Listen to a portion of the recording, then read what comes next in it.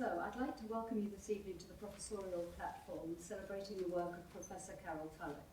More precisely, she's Professor of Dress, Diaspora and Transnationalism at Chelsea College of Arts, as well as holding the position of Chelsea College of Art V&A Fellow in Black Visual Culture and Material Culture.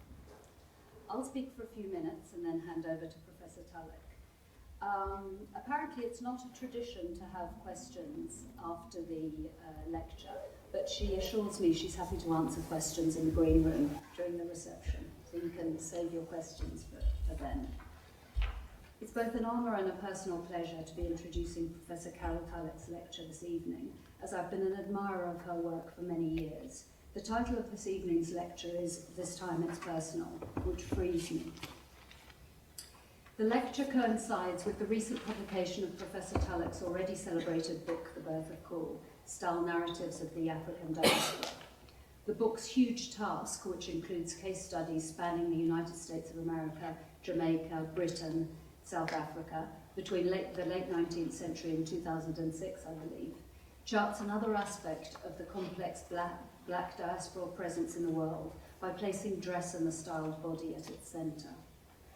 The personal in the book is doubled.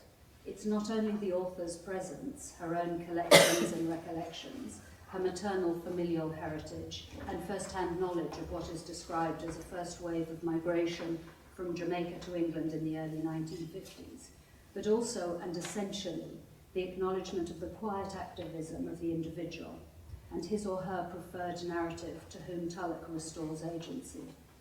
The book celebrates the idiosyncrasies of memory, of what survives and in what form. Her images and quotations present a startling range of references, as well as creating a magical, quite literally, as though imbued with magic, conjuring of the past. The trickery of reference that she looks at forensically in the book, quoting quotes, Chuck D quoting Harvey Joe Henderson, itself a commemoration, is one. It is Professor Tulloch's curatorial eye and that of a maker that guides us through the disparate studies, joining for us what might otherwise be so remote. Like Miles Davis, who inspired the title of her recent book, Tulloch works through improvisation, composition, and performance of, in his case, ensemble jazz, but in this case, recording and recontextualizing, reimagining, repositioning, and remaking, charged by a personal imperative that permeates the book. I couldn't resist, she writes.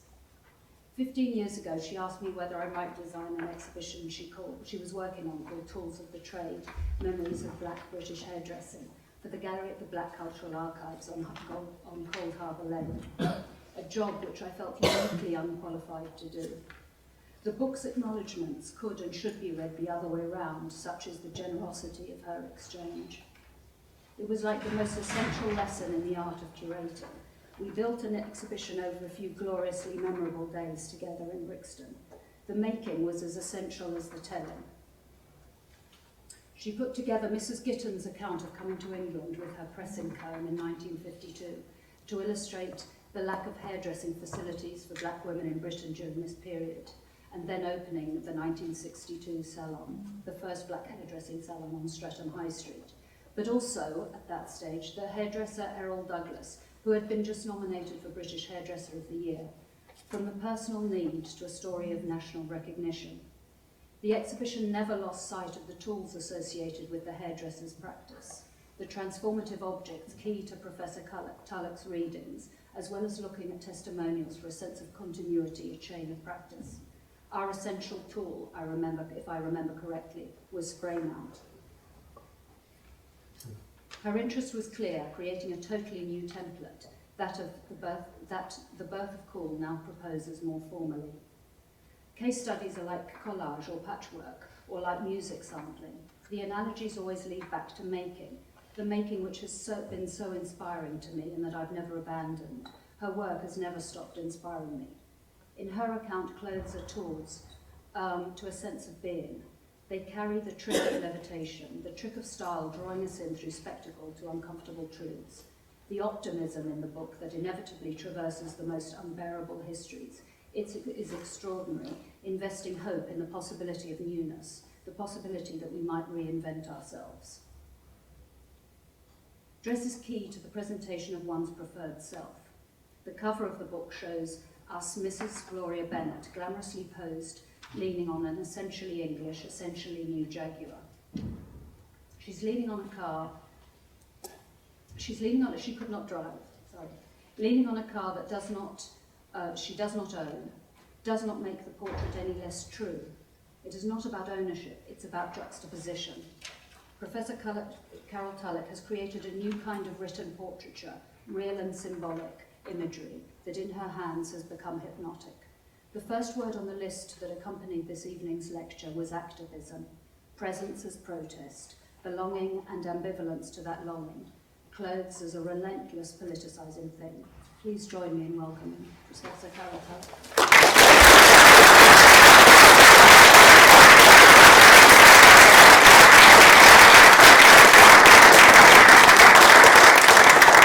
Hello everyone, Judith, thank you so much for that. You've covered, I don't even know what to say, you've covered so much of, well, gleaned things out of the book that I hoped people would get out of it. But anyway, thank you, I'm quite moved. I'd also like to say before I start giving my paper, to thank Lynn Finn for coordinating the event. She kept me on track, but also made it fun. Sid Shelton for the design of the publication we have today. And to John Cooper for my PowerPoint. I have to thank John, because I've never had such a professional PowerPoint. I now know the possibilities of PowerPoint. You will see in a minute. Okay.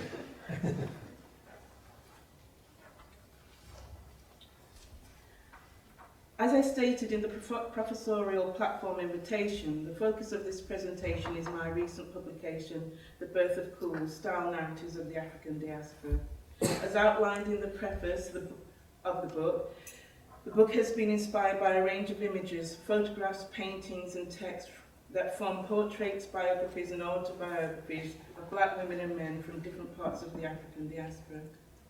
They have engendered a need in me to seek out the possible cultural meanings and contributions that the style narratives featured in the images of the lives of individuals and groups as a contributory factor in and comment on the societies and cultures they inhabit. The presentation is a blend of excerpts from the book and consideration of new research practice which connects with these terms. I originally produced the list for a transnational art, identity and nation research centre seminar series that asked trained members to reflect on its 10 years of existence. I considered the terms and themes that have driven my research. Significantly, these terms reference my academic work of some 20 years, as referenced in the professorial publication, that have led to this life-defining moment of being in the position to give a professorial lecture. Something, in all honesty, I really believed would never happen to me, being the daughter of a father who was a coal miner at Armthorpe Colliery for most of his time in England, and a mother who worked on the factory floor of Crompton Parkinson in Doncaster. Having migrated to England as British colonial subjects in the 1950s, a biographical fact that has shaped my research interest, as I state in the preface of The Birth of Cool. I quote, "From childhood through to adulthood, I witnessed amongst this group and their descendants how deftly they marked out their lives through the styling of their bodies that consequently became part of the holistic making of themselves. If often in contentious and potentially debilitating context. For some, cool was and is a necessary goal and a palpable achievement. Those spectral images and existentialist endeavours are always with me and have been the major inspiration to write this book. It is a personal anecdotal memory of mine that begins the book under the subheading, "This time it's personal." I wrote, "I once asked my father if it became compulsory for all men to wear flared trousers, what would you do?" He replied, "Go in the nuddy." I laughed at his response, thinking he was just old-fashioned, I must have been about 11 or 12, and my idea of a well-dressed man came in the form of Jimi Hendrix, who reigned supreme in such trousers. This was the period of revolutionary dress for the young. This anecdote formed the gateway to style exploration across the African diaspora. But here was a discussion about conflicting views on what appropriate contemporary style should be for men. The right to simply enjoy style as one chooses to. But as the book explores, this is not a given, particularly for people of difference. Under the same subheading of This Time It's Personal, I also wrote about a studio photograph of my mother. It was the last image I analysed for the book. I originally produced an introduction to the book where I only spoke about my father, but when I submitted the manuscript for final peer review, I knew it was not complete.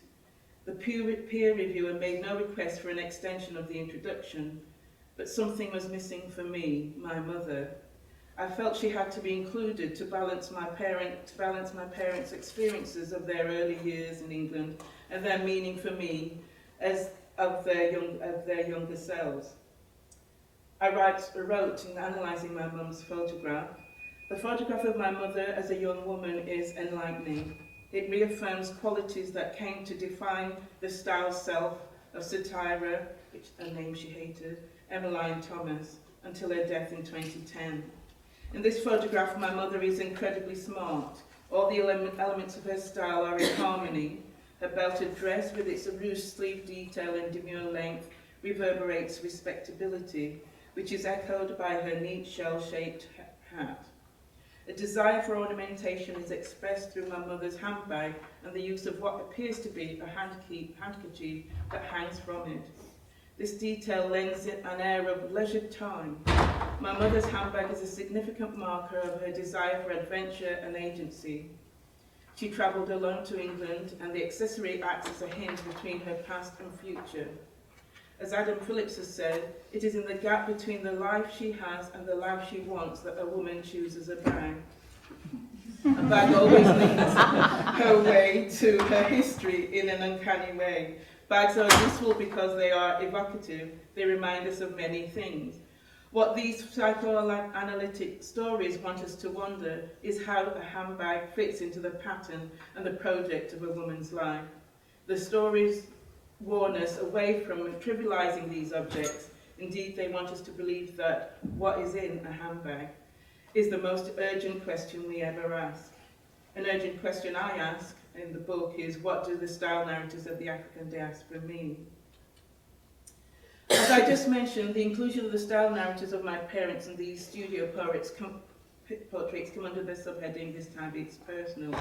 It is a phrase that on one hand is a statement of fact, and on the other a declaration of action against different forms of racial attack against people, violent and non-violent, obvious and subtle.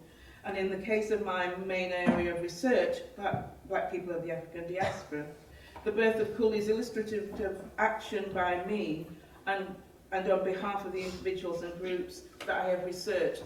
Not that they were or are powerless or passive individuals, rather to remind others of their demand to be recognised as an individual, as having cultural and historical value. Therefore, in the birth of Cool, I argue that some individuals have done this through a form of cool that is an aesthetic of presence, to imprint a sense of self on society, culture and history, that has been used as a critical tool against opposition to their difference.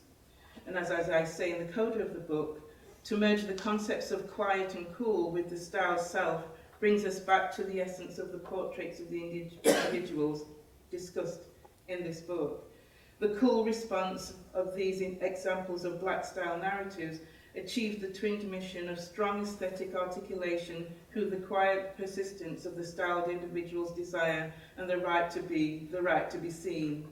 The case studies discussed in The Birth of Cool are examples of cool as a palpable act of intervention between styled black bodies and the culture around them, as the body can be a philosophical site, as well as an existentialist plane. This is particularly evidenced in the context of styling as part of the making of the self. Therefore, The Birth of Cool, Style Narratives of the African Diaspora is a treatise on how the cool response of this genre of style and narrative can be a quiet revolution. Therefore, in the book, I use the term style as agency in the construction of self through the assemblage of garments and accessories, hairstyles and beauty regimes that may or may not be in fashion at the time. This is part of the process of self-telling, that is to expound an aspect of autobiography through the clothing choices an individual makes, what I have come to call style narratives. This is derived from my argument that in the study of black people and the African diaspora, the concept of style, fashion, dress, encompasses myriad roots and connections, flows and tensions that originate from the analytical frame of Africa and its diaspora. Style, fashion, dress is a term that constitutes a system of concepts that signifies the multitude of meanings and frameworks that are always whole and part of dress studies, whilst the subject of dress as autobiography, is of growing interest. The ways in which bodies are fundamental to life experiences, which in turn reflects everyday life. Therefore, how individuals design their lives and bodies for day-to-day living ultimately informs an individual's biography or autobiography.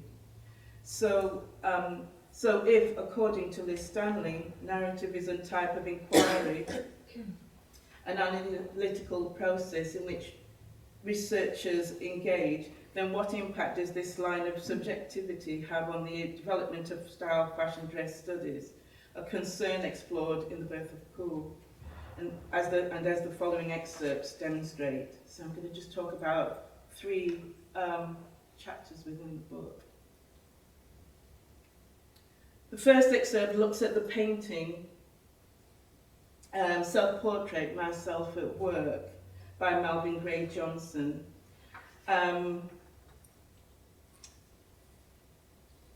chapter also looks at the 1932 James Van Der Zee photograph of a couple in raccoon fur coats posing with a V16 Cadillac convertible. I should say that doing the research on this book, I know more about Cadillac convertible cars. To mention. Anyway, each image provides a central garment for consideration. Respectfully, the raccoon fur coat and the striped polo neck sweater. The chapter considers how the individual style choices in these portraits during the early 1930s was a comment on their pursuit of modernity and self-definition through what Homi Bhabha calls newness. I was originally drawn to this painting when it was on display in the 1997 exhibition Rhapsodies in Black, Art of the Harlem Renaissance, held at the Hayward Gallery. I recall being mesmerised by Self-Portrait, Myself at Work. It seemed the longer I looked at the painting, the larger it became. For me, it was the object of contemplation.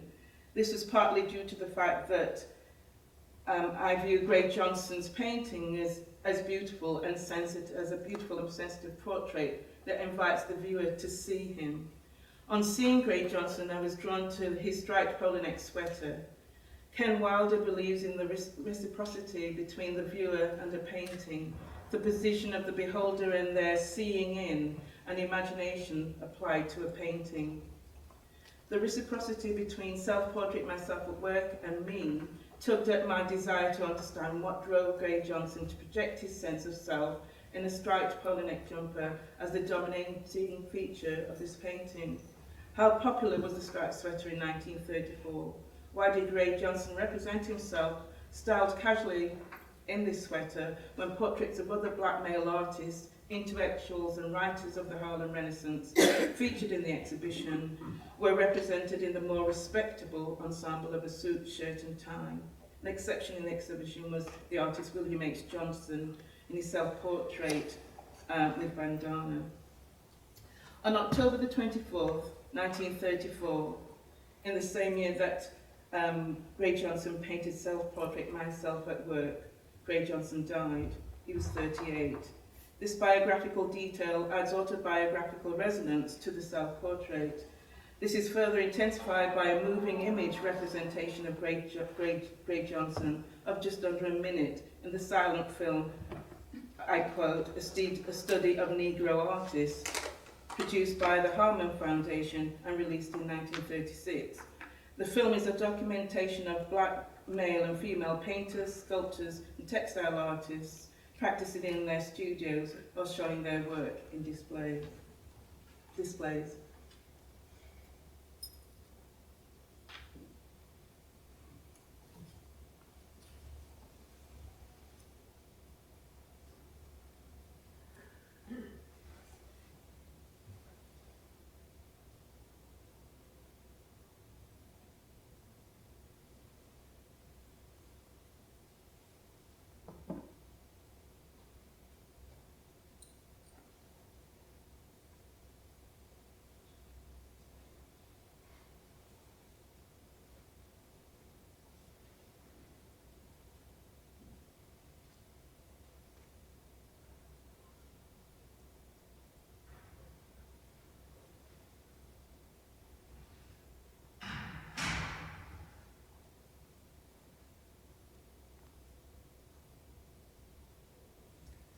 To have these different forms of portraits of Gray Johnson, we see the idea of the man and artist tripled.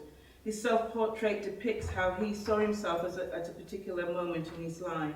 The staging of Gray Johnson at work and at ease in his studio on celluloid provides a real sense of Gray Johnson, and the painted representation of himself in his self-portrait that loomed visible within the cinematic real documentation.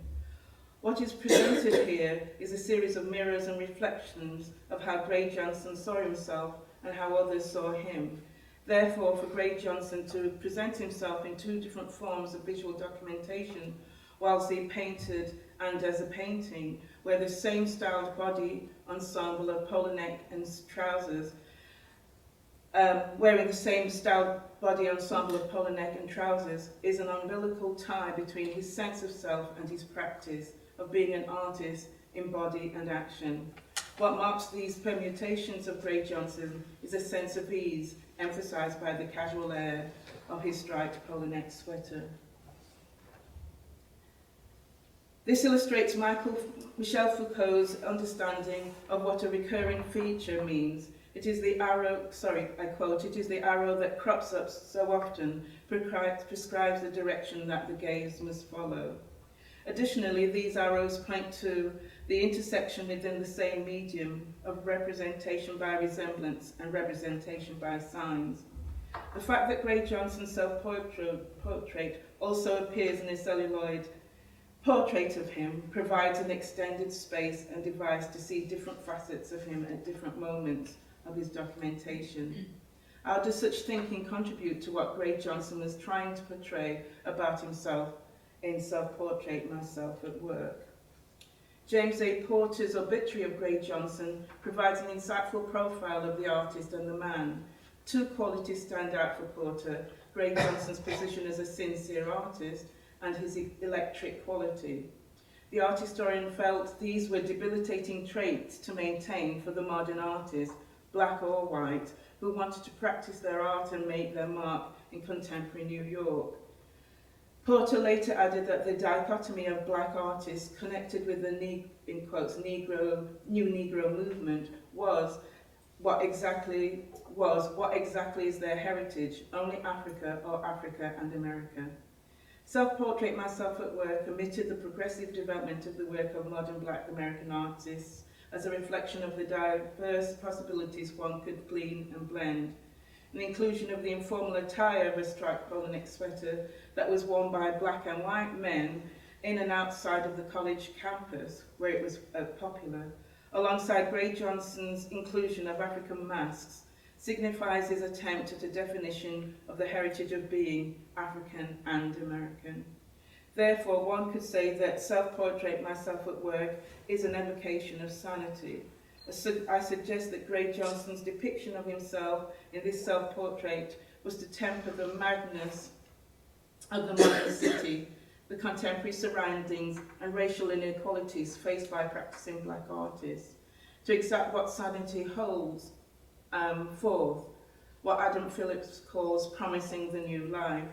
This new life for Gray Johnson was the fusion of Africa and America, of modernity and home. Philip believes that the artist who does not sacrifice their inner selves, their individuality, to fit in is a figure of true sanity. For, I quote, the true sanity transforms the work as it has to make room for the unique vision that each individual person contains inside him. Therefore, through self-portraited work, Gray Johnson presented his sincere self as he knew what he was and knew what he was capable of artistically. This enhances the cool quality that Gray Johnson emits from his painting and was confirmed in the Harlem Foundation film. Bell Hooks gives a definition of what she calls black male cool as, I quote, individual black males daring to self-define rather than be defined by others. It was this quality in Gray Johnson's self-portrait that transfixed me on viewing it for the first time at the Hayward Gallery in 1997. The second excerpt is from Chapter 3, All of Me by Billie Holiday. Billie Holiday is a jazz legend. She has been documented extensively in text, film and photography and continues to be adored the world over. The lasting idea of such an icon is a collage of performances and images, judgments and criticisms about Billie Holiday's life and talent. This study considers the style narratives of Billie Holiday as her persona, and Billie Holiday, the jazz artist and performer, and the woman with the birth name Eleanora Harris. The following excerpt looks at a pair of Billie Holiday's shoes. In 1955, the American photographer Herman Leonard took a portrait of Billie Holiday wearing a pair of ankle-strapped, peep-toe, high-heeled shoes. The image was part of a series of photographs taken during a recording session of Billie Holiday's album, Lady Sings the Blues. The jazz producer and label owner, Norman Granz, commissioned the photographs. It was hoped that one of these images would be used for the album cover. The photograph was taken on a wide aperture with a shallow depth of field to focus on the detail of one element of the composition, Billie Holiday's left foot. This allows the viewer to study the design of these shoes and consequently the styling practice of Billie Holiday. These shoes are achingly modern. They bridge sass and elegance. There is a feeling of going against the grain of acceptable femininity at this time. Although there are sadomasochist references in the prominent design features of the chains and studs, the shoes speak of Billie Holiday's style confidence to wear such sexy shoes. Leonard's photograph is an expressive detail of Billie Holiday's styled body on a particular day in her life. Jean-Paul Roux has said that shoes give precious indications of habits and modes of life. The shoe is symbolic, tied to a crucial moment of existence. Leonard's focus on Billie Holiday's legs and the shoes worn at a significant time in her life. Lady Sings the Blues was the album that accompanied the release of her autobiography of the same name. Invites one to ponder what aspect of Billie Holiday is being expressed here. What contribution does this image make to the collage that is Billie Holiday? Leonard found this photographic assignment difficult. He has said that Billie Holiday, I quote, looked so drawn at this session that I didn't open up my camera at first. Leonard, who had first photographed Holiday in 1949, felt he could not capture the woman he remembers for her beauty and elegance. This chimed against Leonard's practice to tell the truth, but tell it in terms of beauty. He obviously saw some element of beauty in Holiday's shoes and legs, as the luminosity of the image is testament to this. Consequently, Leonard glamorized the foot, according to Valerie Steele. In spite of Leonard's concerns, I believe he managed to capture dignity and beauty in the other images he took of Billie Holiday during the 1955 recording session, effectively upon her through the lens. Leonard took a number of abstracted photographs of different features of Billie Holiday through the dissection of different elements of her style of body. Leonard takes the viewer around Billie Holiday as any viewer would look at her in reality. One would see the whole body at some point, but one would invariably zoom in on different details that caught the eye. Her shoes, how she was standing or sitting at different times, the covered buttons on Billie Holiday's jacket, perhaps a drop of ash falling from her cigarette, her makeup. These were all dissected elements that Leonard took. In this way, the abstracted study of Leonard was to actually see her. The details of the whole are paramount here. The photographs were a form of mourning for Leonard. He has said that he found it difficult to publish the photographs from this session, but had come to realise that these were of historical and cultural value in the retelling of Billie Holiday's life. To mourn is to grieve for something that is lost.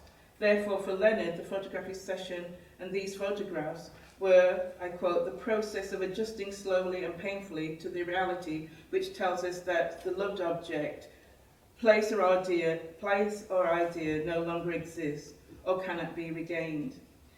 The result then is a visual hymnal to the emotional qualities related to the subject being photographed.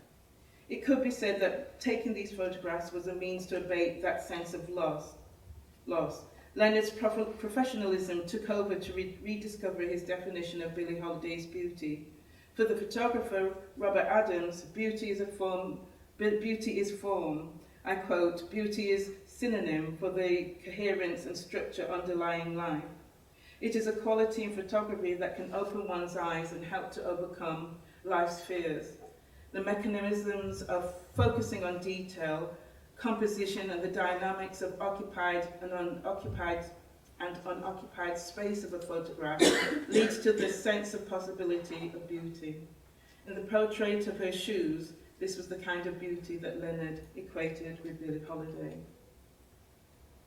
And the final excerpt is from chapter 6. Here, the haunting joy of being in England, which centres on the constellation of migration and immigration from the Caribbean and West Africa to England in the 1950s and early 60s. The chapter considers how that period of migration and immigration haunts the present and what this means in terms of the intense reactions to difference associated with the arrival and settlement of so-called newcomers. What is often forgotten is the tangle of contestation and rights.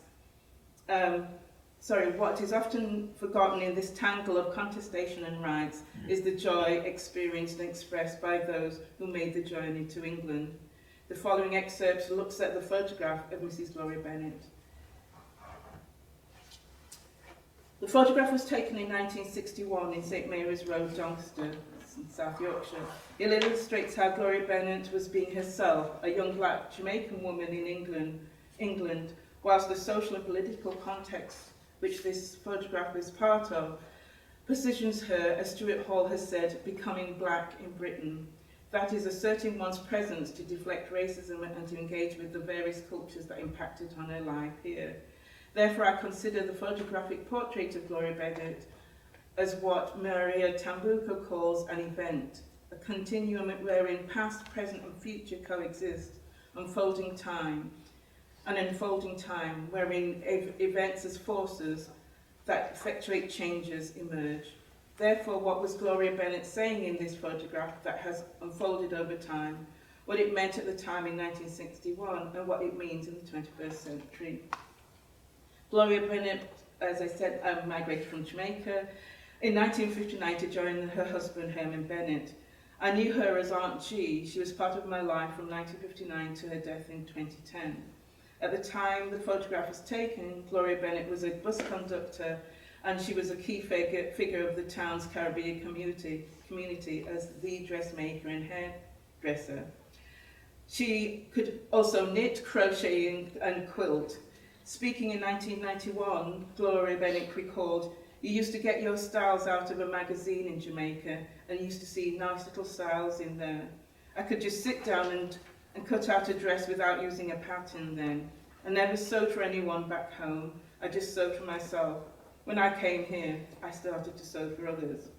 She also declared her fondness in the 1950s and 60s for the style of the slimline dress she wears in the photograph. When you really made a dress, it was mostly your pencil dress. From the top right down, it was tight, man. And some had a wide frill at the bottom with crinoline under that. She just went fishtail. She learned hairdressing by watching a hairdresser in Jamaica. Gloria Bennett said, "I got so good at that when I got to the hairdresser, sometimes she was so full, she asked if I could press the hair out while she finished and she would curl it up. Then I came over here and I used to have quite a few people. Gloria Bennett made this the dress she is wearing in the photograph. There are a number of details on this gown, as an asymmetrical band of fabric across the bust that leads into a large corsage in the same fabric as the dress, which extends into a long trail of fabric symbolic of the stem of a flower. There are stud-like details on the band and corsage. There is ruched draping from the waist to 3/4 of the length of the skirt of the dress. Together they work, particularly as her double strand of what appears to be glass beads works tonally with the gown. The understated high crown of her hairstyle allows focus on the elaborate detailed styling of her dress. Gloria Bennett's fantail earrings, demure strappy shoes and stockings completes this occasion wear ensemble. This is Gloria Bennett. The meticulous presentation of self here was a practice she maintained throughout her life. But what states this emphatically is the way Gloria Bennett allows herself to be photographed with a cigarette, a passion she engaged in, again, all her life. That the cigarette says something more. It is a declaration of freedom, of black feminine freedom, as does her confident claim of a Mark II Jaguar car to pose against. As Judith mentioned earlier, this was not her car, nor her husband's car. Neither of them could drive, but the symbols of the car are right for the sophisticated appearance Gloria Bennett wanted to project. The sleek, streamlined, understated glamour of the Mark II Jaguar was the embodiment of Englishness from the moment it was first produced in 1959, the year Gloria Bennett arrived in England. It exemplified the common sense of good design that incorporated the myth of English heritage and tradition. This was evoked in the tradition of English craftsmanship that emitted from the design and detailing of the interior and exterior of the Jaguar. Gloria Bennett embodies a definition of glamour, what Elizabeth Wilson says begins with magic, developed into a very specific form of individualism. The individual imposes himself upon society by means not of power, but of beauty and personality, unanchored and divorced from traditional social relations. Wilson is referring to the dandy, the white dandy at that, who perhaps does not need the power to be seen. As a black Jamaican woman in England in the 1950s and 60s, Gloria Bennett claims the power, as she does the Jaguar car as a prop, together with beauty and personality for effective performativity that evokes the craftsmanship of self that emits from Gloria Bennett. I'm currently contributing to a number of projects, all collaborations at various stages of development. I will just mention 4 that either developed during the life of writing The Birth of Cool, and so contributed to some ideas in the book, while other projects have been inspired by the book. Handmade Tales, A Quiet Activism is the book I am editing with Professor Fiona Hackney. It is a development of our respective work on domestic crafts. Fiona has worked on a number of collaborative projects around crafts, such as the Connecting Craft and Communities Network, and she has developed thinking around domestic craft practice as quiet activism. And she is one of the thinkers I draw on in The Birth of Cool to discuss Cool as a quiet response and revolution. Whilst I curated the exhibition, Handmade Tales, Women in Domestic Crafts, at the Women's Library in London, the book wants to consider a range of issues from formal and informal learning to mediation, to craft and well-being, and to craft as autobiography, a different kind of diary. I am a strong believer in making. Frankly, it is central to maintaining some kind of sanity. And I've talked about my need to make things. I expanded the concept of the need to make in the coda of The Birth of Cool to talk about the need to make the self, which when it begins with the styling of the self in the private space of the home, where one can exercise creativity and autonomy, before crossing the threshold from a private into a public space, where the ideas that inform the style created disseminated to prospective viewers.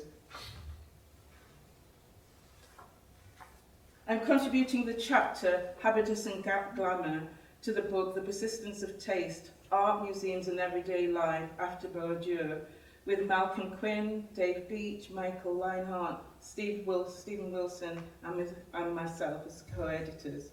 The book was developed out of our conference in 2014. The chapter will feature in the section Taste, the Home and Everyday Life.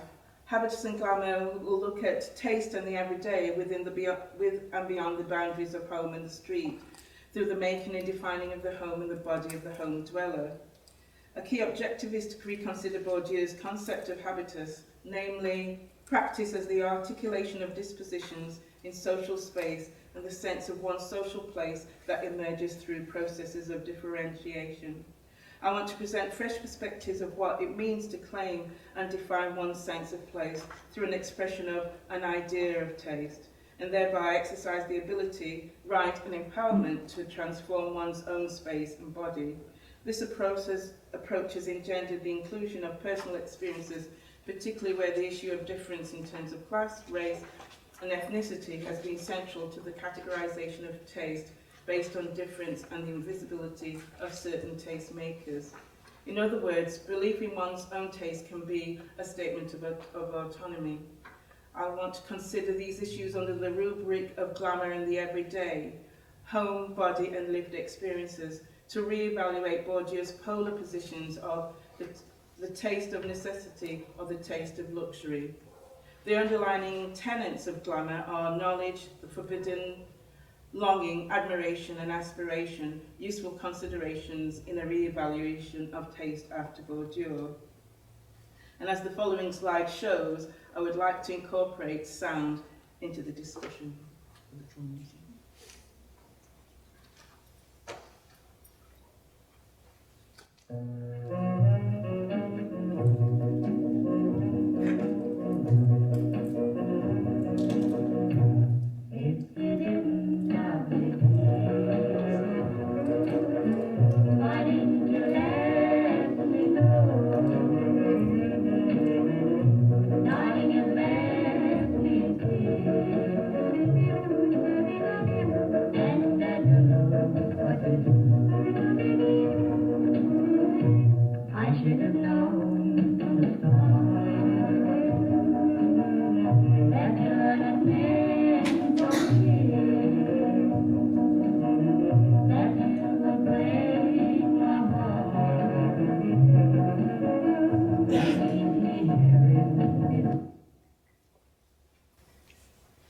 Professor Jane Collins and I are developing a project around letters.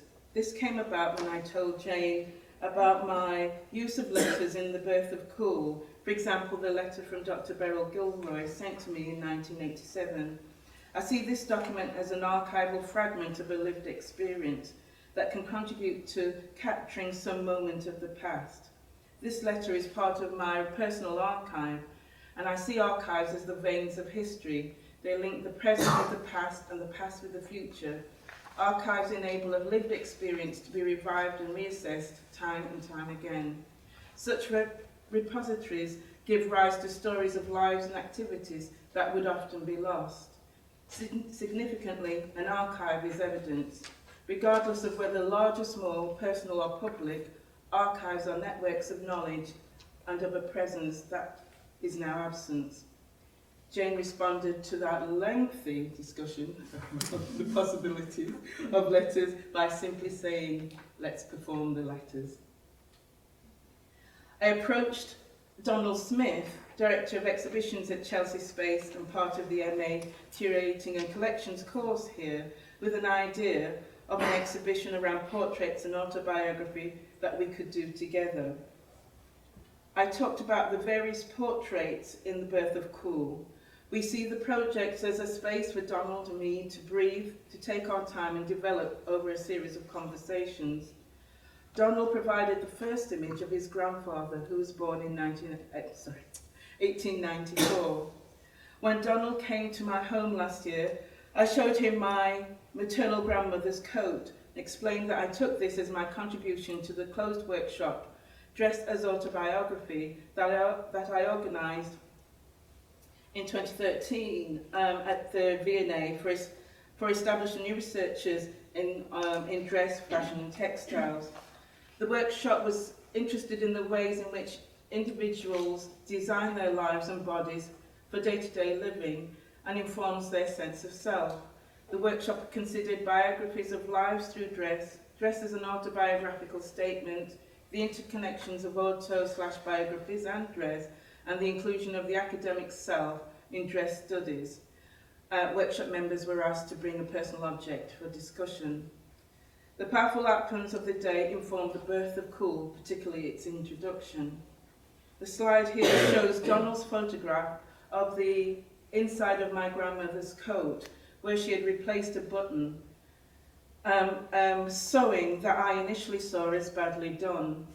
Donald sees it as beautiful, and through his photograph helped me to see my grandmother's coat differently. I want to conclude this presentation with an initial response to two musical performances of the Grimes song, Shut Down.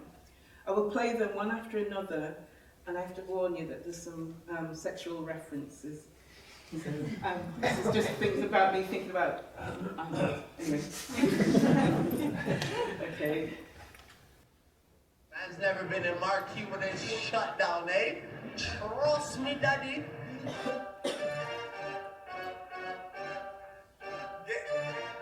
Hey, man's never been in when it's shut down. That's not me and it's shut down. Ring ring pussy is shut down. Hey, fashion week and it's shut down. Went to the show sitting in the front row in a black tracksuit and it's shut down. Touch the road and it's shut down. Boy better know and it's shut down. Yeah, take time if a man want to try me. No time. Usain Bolt when I run up on stage, I pick up the mic and it's reload time. Don't know your songs, but they know mine. That's why I got gigs just like Joe Grime. After the show, I'll be rolling mine. Don't care about the no smoking sign. They tried to steal my vision. This ain't a culture, it's my religion. God knows I don't want to go prison. But if a man want to try me, trust me, listen. Me and my G's ain't scared of police. We don't listen to no politician.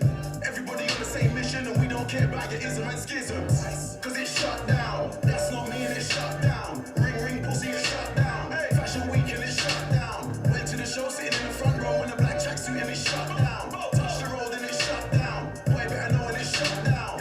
You wanna act like a G for the camera. You say you're Muslim, you say you're Rasta. Say you don't eat pork, don't eat pussy, liar. You're just an actor. Blood, you're not on your bean. And if Selassie I saw you, he would say blood, take off the red, gold and green. Them man are soft just like ice cream. Scene, start moving correctly. If you don't wanna upset me, you get me.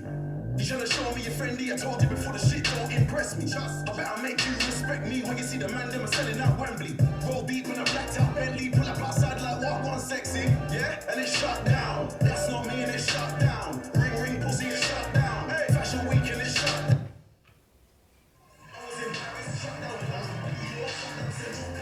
Hold on a minute, let me see. Put this up a bit.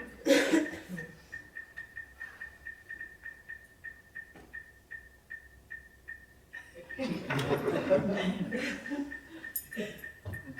let's try.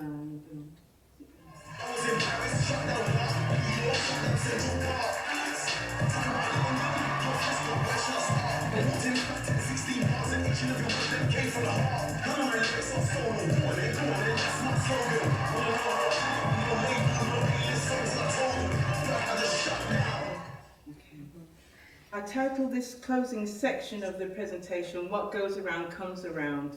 Both videos triggered references mainly of the past. Alicia Dixon, a judge on Britain's Got Talent, was part of the all-girl British group Mystique, where she performed as a rapper. Sean Cole and I included outfits from Mystique in our V&A exhibition, Black British Style. There was some criticism as to why Mystique was included, and I think I showed this because I'm still reeling from it. But I felt that Dixon's performance of Shutdown was her way of returning to her musical roots as a rapper. As she said at the end of her Shutdown lip-sync performance, I love the energy of that song, I love it. Where would I ever get to perform a song like that? Apparently, Skepta filmed at Shutdown at the Barbican because it was where Dan where Dan Hancock explains that his brother JME had been among those artists prevented from appearing when the venue, following advice from City of London Police, pulled a show in February 2014. To launch Shutdown's release in April 2015, Skepta played an illegal gig in a car park in Shoreditch, the East London area where so many grime nights had been shut down by the authorities for dubious reasons. Hancock's reported, following discussions with Skepta, that for him and his fans, Shutdown was a triumphant return to the repressed. Essentially what I've been talking about in The Birth of Cool, making a statement with one's body and staking a claim of the right to be here. I did not know all of this when I first watched the Skepta Shutdown video, as I asked, of course, what does shutdown mean? The recall of images that the video triggered for me were of gatherings of a number of people to make a statement, whether politically and or aesthetically, as in the photographs we used in the Rock Against Racism exhibitions that I've been working on since 2008. It also reminded me of watching my father and his friends gather together to play, to play dominoes or cards in this room next to our kitchen, which should have been the dining room.